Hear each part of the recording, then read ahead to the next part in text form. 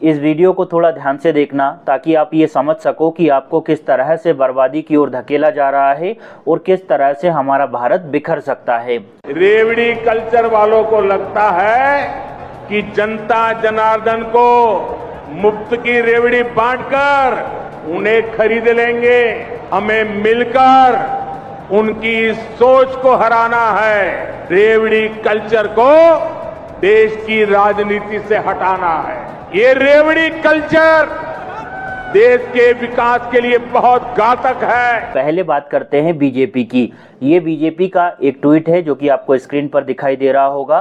बंगाल के इलेक्शन के दौरान ये किया गया था। इसे देखने के बाद आप ये बोल सकते हो कि सीधे तौर पर जनता को रिश्वत देकर वोट खरीदे जा रहे हैं। बीजेपी वाले बोल रहे हैं कि हमारे आदमी को जिता दो, महीने की पहली तारीख को महिलाओं को 3,000 रुपये देंगे, बेरोजगारों को 3,000 रुपये उनके अकाउंट में क्रेडिट कर देंगे और प्रेग्नेंट महिलाओं को 21,000 रुपये देंगे। यानी अब भाड़ में गया रोजगार, शिक्षा, अच्छा स्वास्थ्य, अच्छे स्कूल, पैसे लो और भैया वोट दो।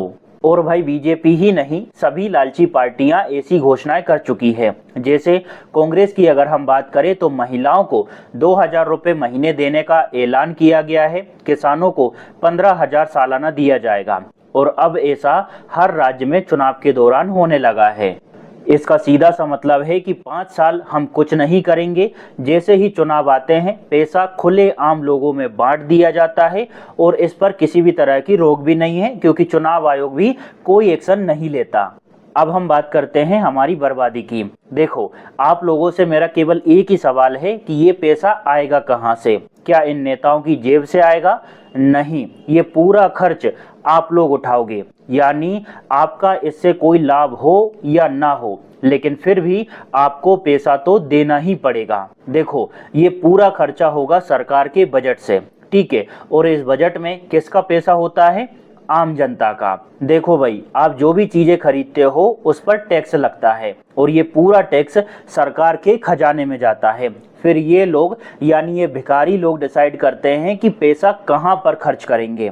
अब इन्होंने इतनी बड़ी बड़ी योजनाओं की घोषणा कर दी, खुद की जेब से कुछ जाना नहीं है, तो आपसे लिया गया पैसा आपके हित में लगाने की बजाय देश के विकास में, देश की सुरक्षा में लगाने की बजाय लोगों में खुलेआम बांटा जा रहा है और ये हर राज्य में होता है। अब इसका नुकसान ये होगा कि फिर सरकारें दूसरे काम को करने के लिए आपके ऊपर एक अतिरिक्त टैक्स लगाएगी, यानी ज़्यादा पैसा वसूला जाएगा।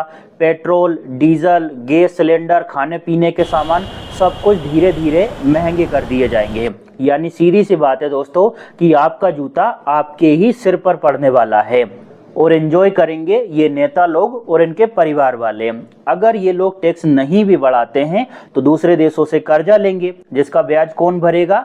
बाद में हम लोग भरेंगे, यानी हमारी जो फ्यूचर जनरेशन है वो इसका भुगतान करेगी। इनका कुछ नहीं बिगड़ेगा, जीतेंगे, मजे करेंगे और फिर हमारे देश को कर्जे में धकेल कर चले जाएंगे। शायद आपको पता भी नहीं होगा दोस्तों, लेकिन केंद्रीय बजट के अनुमानों के अनुसार भारत सरकार पर कुल कर्ज 214 लाख करोड़ रुपए होने का अनुमान है, जिसका भुगतान कौन करेगा? या तो आप करोगे या फिर आपके बच्चे करेंगे। अगर कोई देश कर्ज का भुगतान नहीं कर पाता है, कर्ज नहीं चुका पाता है, तो ऐसा भी हो सकता है कि उस देश को अपनी संपत्तियों को बेचना पड़े, जैसा कि श्रीलंका के साथ हुआ।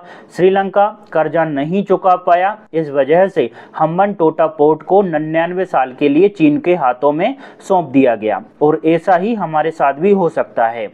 और भाई रोजगार की मांग करना तो आप छोड़ ही दो। जिस तरह से ये पैसे को लेकर इतनी जोरों शोरों से प्रचार प्रसार करते हैं, उस आधार पर रोजगार को अब कोई मुद्दा माना ही नहीं जाता।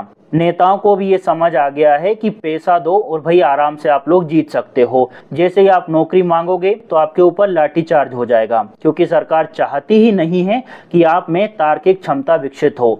अगर ये चाहते तो वोट इस आधार पर भी मांगे जा सकते हैं कि भाई हम लोग हर जिले में इंटरनेशनल लेवल का स्कूल बनाएंगे, एम्स जैसा हॉस्पिटल बनाकर देंगे, विदेशों जैसी सड़कें बनाएंगे। लेकिन अब ये कोई मुद्दा है ही नहीं। शुरुआती स्तर पर दोस्तों ये लोग जो पैसा बांटते हैं उसका असर आम आदमी पर तुरंत दिखाई देता है। गरीब परिवार को तुरंत केस मिल जाएगा, खर्च चलाने में उसको काफ़ी राहत मिल सकती है, जैसे दवाइयाँ, खाने, बच्चों की पढ़ाई, थोड़ा बहुत तो उसमें सुकून मिल ही जाता है।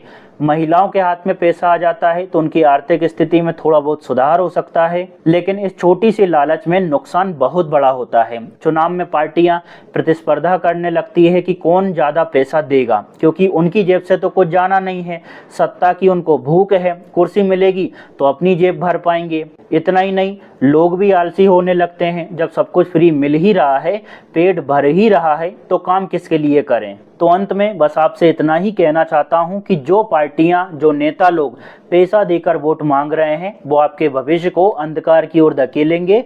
इससे ज़्यादा आपको कुछ भी नहीं मिलेगा, क्योंकि अब इनको ये समझ आ गया है कि सीधे तौर पर जनता को पैसा बांटो, लालच दो और विकास करने की जरूरत नहीं है। चुनाव के दौरान हम लोग आएंगे, पैसे देने की घोषणा करेंगे और जीत जाएंगे।